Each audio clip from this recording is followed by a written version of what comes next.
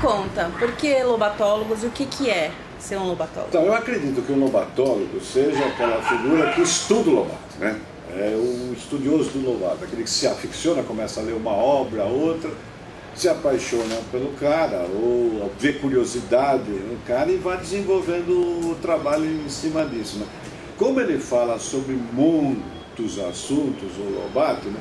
Você tem lobatólogos de várias áreas do conhecimento, né? Então qualquer pessoa pode virar um lobatólogo desde que se dedique ao estudo e à pesquisa, né, do lobato, né, que é uma fonte de pesquisa inesgotável. Quer dizer, não adianta você...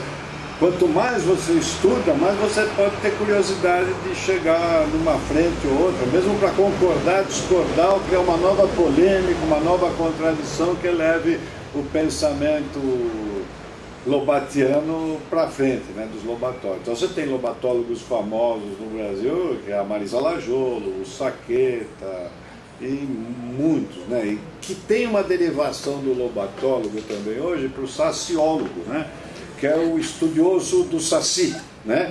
E por que tem a ver com lobatólogo e sociólogo? Porque a primeira fonte do saci no Brasil foi o Monteiro Lobato, né? Que o primeiro livro do Lobato foi o Inquérito do Saci, quer dizer, uma pesquisa que ele fez sobre o saci em 1917. Em contrapartida àquela questão que se colocava no Brasil, nos jardins, ele pegou o Jardim da Luz como exemplo, ele foi em 14, logo depois da guerra, da primeira.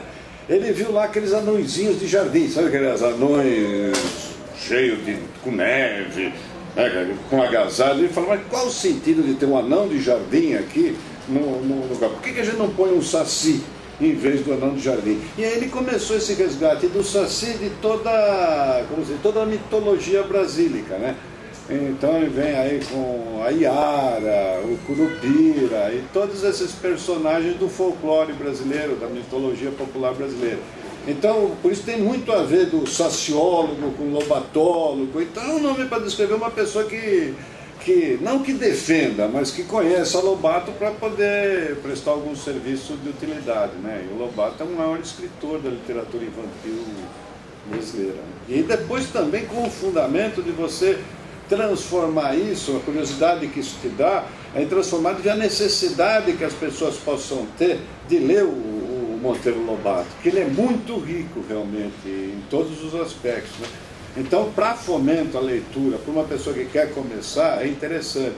E quando a gente pega os escritores, os depoimentos de escritores brasileiros, qualquer gênero, você vê que na formação desses escritores está presente a literatura infantil, né? Ninguém descarta Emílio, Visconde, todo mundo conhece esses personagens do Sítio do Pica-Pau Amarelo. A gente conhece muito, pelo menos nós, né? Não somos lobatólogas, conhecemos muito de Monteiro Lobato, a obra dele para crianças, né? Mas ele tem uma vasta obra também para o público adulto. Queria que você falasse um pouquinho sobre isso, assim. O que ele escreveu para o adulto? Que tipo de texto? Eram crônicas? O que era? O que foi o Monteiro Lobato para o adulto? Que temas que ele tratava? O Monteiro Lobato, ele começou escrevendo a sua obra dirigida para adultos. E o primeiro livro, a primeira vez que ele se pronuncia como um escritor nacionalmente conhecido, de projeção maior, foi quando ele começa a escrever e manda um depoimento para o jornal Estado de São Paulo, isso em 1914. E ele cria, nesse tempo, um tipo no Brasil que virou um tipo, um verbete de dicionário, que é o Jeca. Então o Jeca faz 100 anos, é o centenário do Jeca esse ano. Foi um artigo que ele escreveu para o jornal, os caras gostaram, deu debate. E esse artigo Rui Barbosa comentou e ele se transforma a partir daí num escritor conhecido. Ele começa a assumir pelo seu nome Monteiro Lobato, porque até essa época ele praticamente escrevia sob pseudônimos. Lobateros, que ele inventava pseudônimos para escrever nos jornais. A partir dessa data ele se pronuncia como um escritor, né? Esse primeiro artigo de 1914, que chama Velha Praga, e depois vem emendado do Peso, vão gerar em 1918 o primeiro grande livro dele, que é um livro de contos, um livro destinado a adultos. E a partir dessa vez ele começa a escrever para adultos. Quando ele tem uma vasta obra de literatura para adultos, que crônicas, contos, um romance que é o Presidente Negro, comentários, prefácios, tudo que você pode imaginar, menos romance, que ele só tem um, né? E poesia muito pouco, que ele escrevia para a mulher. E na insuficiência que ele vê que tudo aquilo que ele escreve para o adulto não chega ao efeito que ele quer, inclusive escrevendo textos sobre, vamos dizer, economia, né, sobre petróleo, né, a busca dele pelo petróleo, ele resolve transformar essa obra, né, tudo que ele pensava que ele tinha escrito para o adulto, ele começa a passar para a literatura infantil, e aí que ele cria a saga do Sítio do Pica-Pau Amarelo. Ele cria esses personagens do Sítio do Pica-Pau Amarelo e aí passa a se dedicar prioritariamente para a obra infantil, nunca deixando de batalhar dentro da obra adulta, né? Eu vi, quer dizer, a questão dele como um mercado editorial, né? Ele mudou, criou, não sei como a gente pode falar, um mercado editorial da maneira que a gente conhece. E aí eu tava lendo, eu vi que assim, que ele usava já naquela época várias técnicas de marketing. Ele tinha um olhar assim, à frente do seu tempo, né? Inclusive nessa questão do marketing, que provavelmente as pessoas não usavam muito isso na época. E ele tinha isso, essa pegada de marketing para o mercado editorial, para as coisas que ele queria empreender. Eu acredito que o Lobato foi talvez um dos primeiros mercadólogos, marketólogos, como chame como quiser, do Brasil.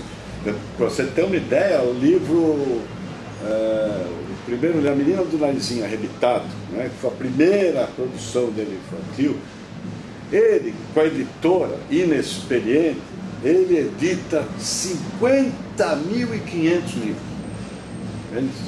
50.500 livros. Erradamente. O que ele faz? Ele pega 500 desses livros e distribui nas escolas.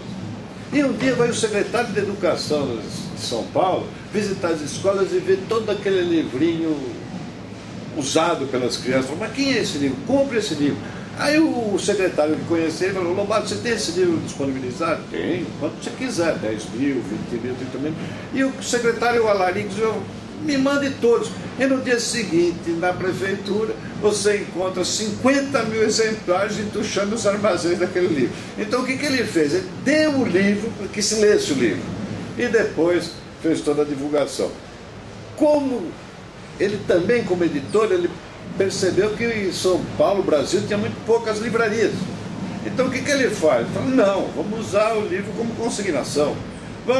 Escreveu cartas a armazéns, empórios, que se aceitavam que ele desse, tratando o livro como um produto, ele mandaria os livros. Se vendesse, vendesse, não vendesse, devolveria.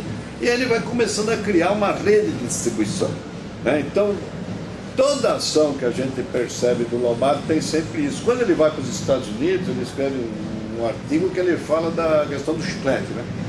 Ele fala, olha, ele conta para os o que os americanos fazem? Eles te dão uma coisinha, uma gominha para você mascar, te dão de graça. Depois que você gostou daquilo muito tempo, e começa a ter um preço, e eles vão começando a vender esse produto. Então, o Lobato teve sempre isso claro na sua estratégia. Tanto é quando ele foi também para o mercado dos didáticos, dos paradidáticos, também ele tem essa perspectiva. O Lobato foi um cara, vamos dizer assim, ele é um empreendedor, é muito importante, né? Ele tem a alma de jornalista e o espírito de empreendedor. Quer dizer, o Lobato não é um cara que queria morrer próprio, o Lobato queria ficar rico, sempre quis ficar rico.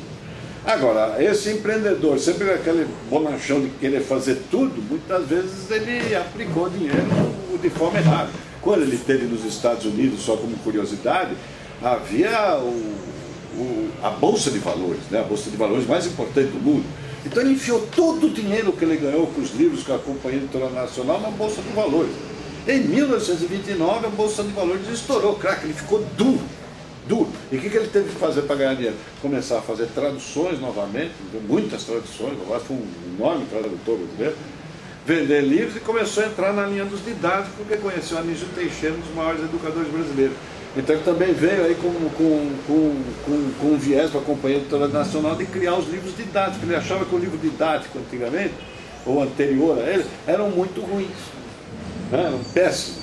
Então ele viu uma nova forma de passar a instrução, porque ele acreditava nisso, que não há país que se desenvolva sem educação, né?